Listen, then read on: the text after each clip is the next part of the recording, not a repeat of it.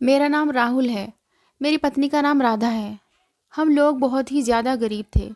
कुछ दिन ऐसे भी आते थे जब हमारे पास खाने के पैसे भी नहीं होते थे। मेरी पत्नी एक होटल में साफ़ सफाई का काम करती थी और मैं एक अस्पताल में वार्ड बॉय था। हमें घर का किराया भी देना होता था। हमारी शादी को 3 साल हो चुके थे, लेकिन हमारे हालात अच्छे नहीं चल रहे थे। कभी कभी मेरी पत्नी अपने होटल से कुछ बचा कुचा खाना ले आती थी, जो हम खा लेते थे। मैं उसको कहता था कि वो खाना मेरे लिए नहीं लाया करे। जो लोग अपनी प्लेट में छोड़ देते हैं, मुझे बुरा लगता है। मैंने उसे मना कर दिया, लेकिन अगर वो खाना नहीं लाती तो हम खाते क्या? यह बात भी अपनी जगह सच थी। बहुत बुरा लगता था। ज़िंदगी इतनी बुरी हो गई कि लोगों का बचा कुचा खाना पड़ता था। हमारे घर का किराया था, साथ ही बिजली का बिल और घर का सामान भी लेना था, जो हम दोनों की तनख्वाह से पूरा नहीं होते थे। मैं बहुत ज़्यादा परेशान रहता था, लेकिन मैं एक अच्छा इंसान था। मैंने आज तक किसी के साथ कुछ बुरा नहीं किया था। मैं गलत तरीके से पैसा नहीं कमाना चाहता था। नहीं तो आजकल तो अस्पताल में बहुत रिश्वत चलती है। आप अस्पताल की सप्लाई का सामान बेच सकते हैं। मेरे साथ के कुछ लोग यह सब काम करते थे, लेकिन मैं ऐसा नहीं करता था। बल्कि मैंने उन लोगों को भी पकड़वा दिया था जो यह काम करते थे। इसलिए मेरा कोई दोस्त भी नहीं था जो मुश्किल में मेरे काम आ सके। मुझे मेरी पत्नी का ही सहारा था, जो जैसे तैसे मेरे साथ थी। हम दोनों ही ज़्यादा पढ़े लिखे नहीं थे। मैंने सिर्फ हाई स्कूल किया हुआ था और मेरी पत्नी तो बिल्कुल भी पढ़ी लिखी नहीं थी। फिर कुछ बहुत ही अजीब हुआ, जिसके बारे में मैंने कभी सोचा नहीं था। एक दिन मैंने अपनी पत्नी के पास बहुत सारे पैसे देखे और आज एक तारीख भी नहीं थी कि उसे उसकी तनख्वाह मिली हो। फिर उसके पास इतने सारे पैसे कहाँ से आए? मैं हैरान रह गया। और वो पैसे मुझसे छुपा रही थी, लेकिन मैं देख चुका था। मैंने कहा, ये तुम्हारे पास इतने सारे पैसे? तो उसने कहा कि नहीं, आपको गलत फहमी हुई होगी, ऐसा कुछ नहीं है। मैंने कहा कि मैंने अपनी आंखों से पैसे देखे हैं, झूठ बोलने की ज़रूरत नहीं है। बताओ मुझे क्या बात है? फिर उसने मुझसे कहा कि दरअसल वो होटल में एक औरत का पर्स रह गया था और उसमें से मैंने पैसे निकाल लिए। मैंने कहा कि पहले तो तुम लोगों के बचे कुचे खाने घर लाया करती थी, अब तुमने चोरी भी करना शुरू कर दी। उसने कहा कि इसमें चोरी कैसे? वो अपना पर्स भूल गई थी और मुझे मिल गया तो ये मेरा हो गया। मैंने कहा कि ऐसा बिल्कुल भी नहीं है। हो सकता है वो कल को अपना पर्स लेने के लिए वापस आए। फिर तुम क्या करोगी? तुम्हें ये सारे पैसे वापस करो। मैंने कहा कि मुझे कोई भी मसला नहीं चाहिए, ये पैसे तुम वापस कर दो, मैनेजर को दे दो। उसका कहना था कि होटल के मैनेजर को ये पैसे दे दिए तो वो अपनी जेब में डाल लेगा, जिसके पैसे उसको वापस नहीं करेगा। मैंने कहा कि वो जिसको चाहे पैसे उसको वापस करे या ना करे, लेकिन तुम तो अपनी तरफ से कोई गलत काम नहीं करना। तुम ये पैसे वापस कर देना। मेरी पत्नी ने कहा ठीक है, और अगले दिन वो पैसे वापस कर दिए। और दूसरे दिन हमारे पास इतने भी पैसे नहीं थे कि हम कुछ खा लेते। अगले दिन मेरी पत्नी ने मुझे काफ़ी बातें सुनाई और उसने कहा कि कल तुमने पैसे वापस ना करवाए होते तो आज हमारे पास इतने पैसे होते कि हम खाना खा लेते। मैंने उससे कहा कि देखो, मैं हमेशा सही काम करता हूँ, मुझे गलत काम करना पसंद नहीं है, और तुम भी एक अच्छी इंसान थी, इसलिए मैंने तुमसे शादी की थी। मेरी पत्नी कहने लगी कि खाली अच्छाई से पेट नहीं भरता, आजकल चीज़ें महंगी हो गई हैं, हम लोग कैसे सब कुछ करेंगे। मैंने उससे कहा कि हम लोग थोड़ी चीज़ में गुजारा कर लेंगे, लेकिन चोरी नहीं करेंगे। और किसी की चीज़ उसकी मर्ज़ी से उठाई जाए, उसके सामने उठाई जाए या उसकी गैर मौजूदगी में उठाई जाए, वे चोरी होती है। इसलिए तुम आइंदा ऐसा कुछ नहीं करोगी। मेरी पत्नी को जब से मैंने यह बात कही थी, तब से वो बहुत ज़्यादा गुस्से में थी, लेकिन मुझे कोई परवाह नहीं थी। मुझे पता था कि वो खुद ही ठीक हो जाएगी, क्योंकि मुझसे ऐसे पैसे नहीं चाहिए। वो आपके लिए कोई ना कोई मुसीबत ही लेकर आते हैं। हमारे हालात बहुत ख़राब हैं, क्योंकि महीने की आखिरी तारीख चल रही थी। इसलिए मेरी पत्नी मुझे रोज़ ताने देती थी कि घर का किराया भी देना है। वो पैसे ऊपर वाले की तरफ से मिले थे, हो सकता है वो पैसे उसने हमारी मदद के लिए भेजे हों। लेकिन आप ऐसी बातों को नहीं समझते। जाए जाए चाहे जहाँ से पैसे लेकर आइए, क्योंकि मुझे भूख लगी है और मुझे खाना खाना है। मुझे लगता था कि मेरी पत्नी मेरी बात मान जाएगी, लेकिन कुछ दिन के बाद मैंने फिर से उसको कोई चीज़ छुपाते हुए देखा। जब उसने मुझे देखा तो कहने लगी कि ऐसा कुछ भी नहीं है और बात को बदल दिया। उसके बाद वो अचानक से मेरे साथ ठीक से बातें करने लगी, जबकि काफ़ी दिनों से उसने मुझसे ठीक से पुकारा भी नहीं था। मेरे पास इतना समय भी नहीं होता था। शायद औरत को पता होता है कि मर्द को किस तरह अपनी बातों में लगाना है। एक दिन मेरी पत्नी ने मुझे एक चीज़ दिखाई। उसने कहा कि मैं ये चीज़ लेना चाहती हूँ। वो एक बहुत ही प्यारी अलमारी थी। मैंने उससे कहा कि उसकी कीमत बहुत ज़्यादा है, हम नहीं ले सकते। तुम ऐसी चीज़ क्यों देखती रहती हो जो हम खरीद नहीं सकते? तो इसका मतलब ये तो नहीं है ना कि देख नहीं सकते। मुझे अलमारी बहुत पसंद है। मैंने कहा ठीक है, जिस दिन पैसे होंगे उस दिन मैं तुम्हारे लिए ख़रीद लूँगा। लेकिन मुझे पता था कि हमारे पास इतने पैसे नहीं होंगे। और फिर मेरी पत्नी खामोश हो गई और एक हफ्ते बाद मैं ये देखकर दंग रह गया कि उसने वो अलमारी ख़रीद ली थी और वो हमारे घर भी आ चुकी थी। वो बहुत ज़्यादा खुश थी और अलमारी को साफ़ करके उसमें कपड़े रख रही थी। मैंने कहा कि ये कहाँ से तुमने ले ली? ये तो बहुत महंगी थी। उसने कहा कि मेरी एक दोस्त ने मेरे लिए ख़रीदी है क्योंकि मेरा जन्मदिन आने वाला है। मैंने अपनी पत्नी की आंखों में देखा। मैंने कहा कि तुम मुझे पागल बना रही हो। तुम्हारा जन्मदिन तो 3 महीने बाद है। मेरी पत्नी थोड़ी सी घबरा गई और उसने कहा कि हाँ, तो मेरी दोस्त शहर से बाहर जा रही है, 3 महीने बाद वो यहाँ पर नहीं होगी, इसलिए उसने पहले ही मुझे मेरा गिफ्ट दे दिया। वो मेरी बहुत अच्छी दोस्त है। मैं हैरान था कि आजकल इतना तो कोई भी अच्छा नहीं है कि इतना महंगा तोहफ़ा दे। फिर मेरी पत्नी की यह दोस्त अचानक से कहाँ आ गई? मेरी पत्नी कहती थी कि मैं तो साफ़ सफाई का काम करती हूँ, इसलिए मुझसे कोई दोस्ती भी नहीं करता। और जो मेरे पुराने दोस्त हैं वो भी मुझसे नाराज़ हो गए हैं। उन्होंने भी मेरे साथ उठना बैठना बंद कर दिया है। और मेरी पत्नी का यह कहना था कि एक नई दोस्त है जो बहुत ही अच्छी है, जिसको इस बात से कोई फ़र्क नहीं पड़ता कि मैं क्या काम करती हूँ। पत्नी की बातें और उसकी हरकतें मुझे बिल्कुल भी समझ नहीं आ रही थी। उसकी बातें अजीब होती थी। उस पर यकीन करने को दिल नहीं करता था। उसकी बात का कोई जवाब नहीं होता था।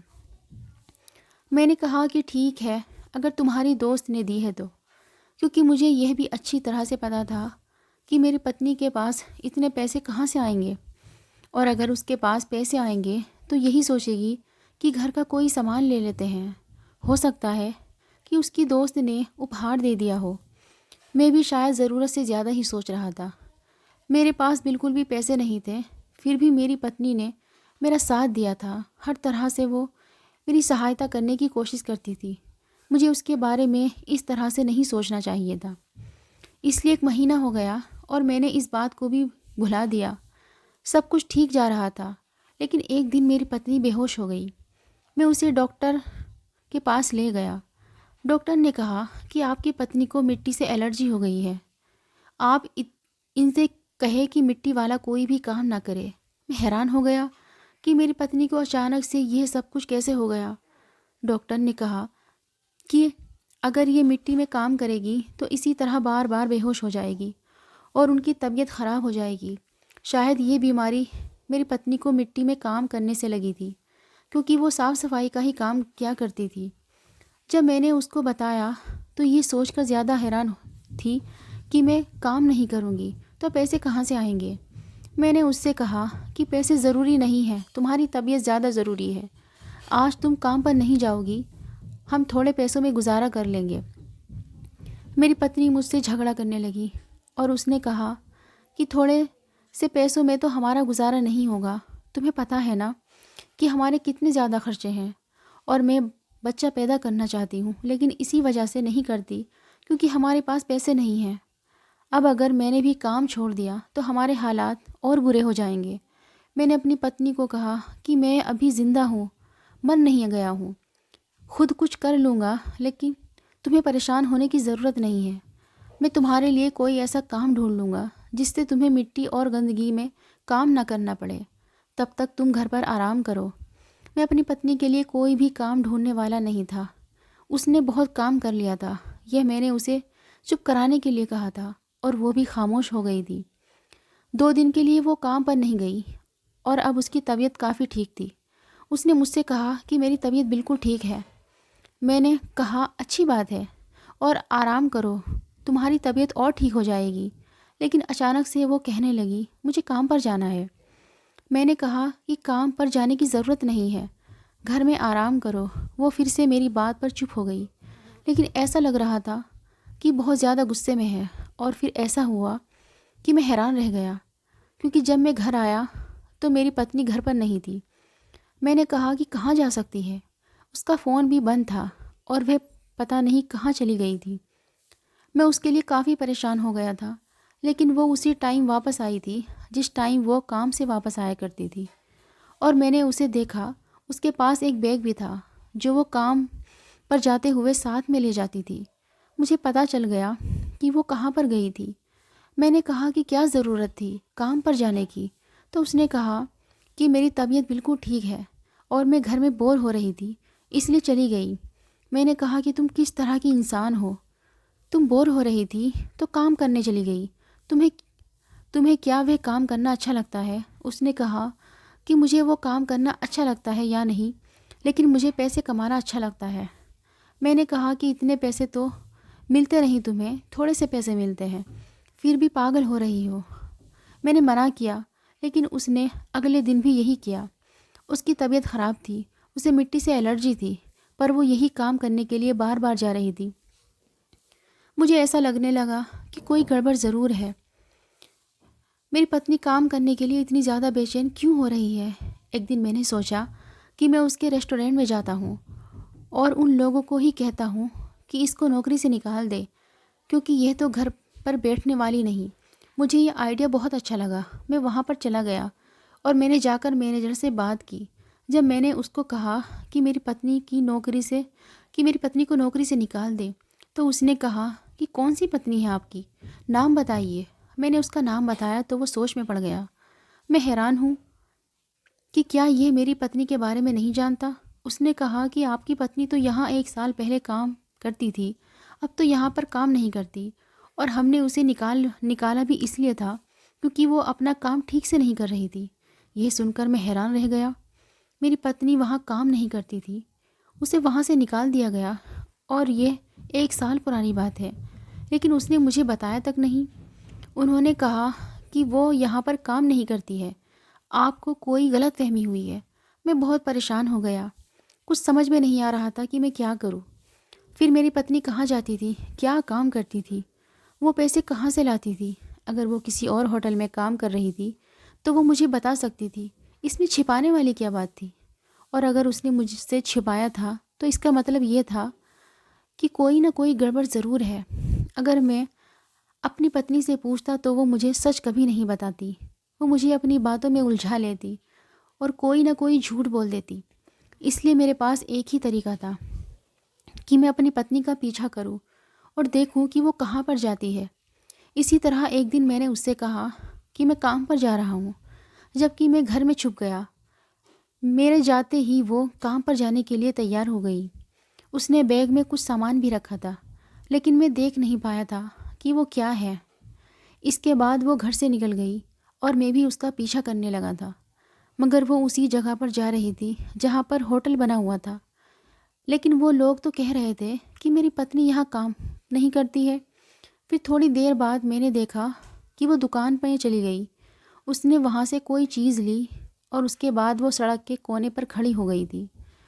थोड़ी देर के बाद एक आदमी आकर उसके पास खड़ा हो जाता है। वो आदमी कुछ देर वहाँ पर खड़ा रहता है, फिर मेरी पत्नी को कोई इशारा करता है। मेरी पत्नी उसको एक चीज़ दे देती है जो इतनी छोटी थी कि दूर से दिख भी नहीं रही थी, और वो आदमी मेरी पत्नी को ढेर सारे पैसे दे देता है। मैं दंग रह गया कि मेरी पत्नी क्या कर रही है।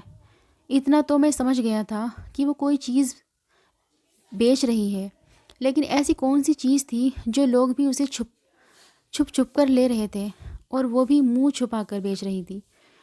मुझे समझ में नहीं आ रहा था। मैंने ऐसा किया कि एक रुमाल से अपना चेहरा छुपाया और अपना काला चश्मा भी पहन लिया।